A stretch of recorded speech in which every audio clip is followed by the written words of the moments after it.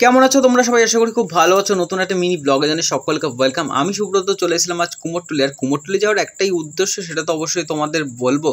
আজ আমি কিন্তু আজকে একা যাইনি, আমার পেছনে যে আছে তার সঙ্গে চলো আগে পরিচয়টা সারা হয়ে যাক। ও হচ্ছে বিজু। ওর সঙ্গে বেশ অনেক দিন পর দেখালো, যেহেতু এখনো বাইরে থাকে কাজের সূত্রে খুব একটা আমাদের দেখা হয় না, কিন্তু ফোনে আমাদের কথা হতে থাকে। সেই কথা মতো চলে এসেছিলাম আজকে কুমোরটুলিতে, যেহেতু আজকে ও লক্ষ্মী ঠাকুর অর্ডার দেবে সেই কারণের জন্য। আর এই ব্লগটা তোমরা দেখতে পাচ্ছ মানে গণেশ পুজোর বেশ কয়েকদিন আগে।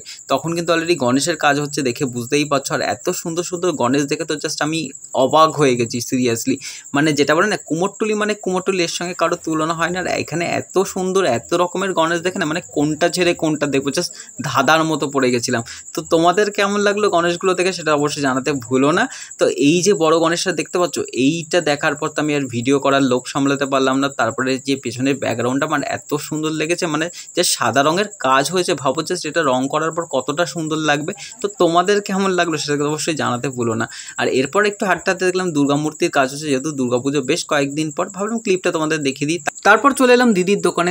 এখানে বসে দেখি প্রচুর গণেশ, কিন্তু একটা দুর্ভাগ্যবশত দিদি আর অর্ডার নেয়নি, যেহেতু তখন গণেশের কাজ চলছিল সেই কারণের জন্য। বললো যে একবারে মহালয়ার পরে যেতে। আমি ট্রাই করবো একবার মহালয়ার আগে যাওয়ার, যেহেতু তখন দুর্গা মূর্তির কাজগুলো হবে, তোমাদের শেয়ার করার অবশ্যই কিন্তু দেখিয়ে দেবো। তো এরপর চলে গেলাম হচ্ছে মানে গড়ান হাটা। তো ওখানেও কিছু কেনাকাটা করলাম, কিন্তু সেই ক্লিপটাও দেখাতে পারিনি তোমাদের। আর এই গণেশটা আবার এতটা কিউট লেগেছে না। তো তোমাদের কেমন লাগলো সেটা অবশ্যই জানাতে ভুলো না।